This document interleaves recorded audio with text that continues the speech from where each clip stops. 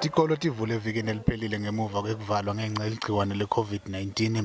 Ngaphambi kokuthi tivule, tikolo letiningi kulesifundza betibukane nenkinga njengoba bekufanele tikhethe emkhatsini wekuthi bafundzi bafundze ngekushintshana noma babuyele esikoleni ngalokuphelele. Kepha ngenxa yokungabata bagcine bachubeka ngekufundza ngekushintshana.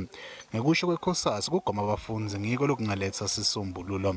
It is practically impossible to have more than 300 learners in one school which have got 2 or 3 blocks. We can't allow a situation of this nature to continue. We have long been telling these people that PPEs were not delivered.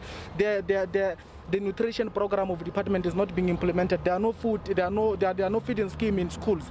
Litiko letemfundvo kulesifundza lithi lolu dzaba lingetulu kwemandla alo. We will be engaging with them so that we get to hear what is the plan to ensure that everybody is vaccinated. On that one, we are just recipient of the service that we are receiving from the Department of Health. Ikhosasi iphindze ifune ukuthi kuthuthukiswe luhlelo lekufutsa abafundzi.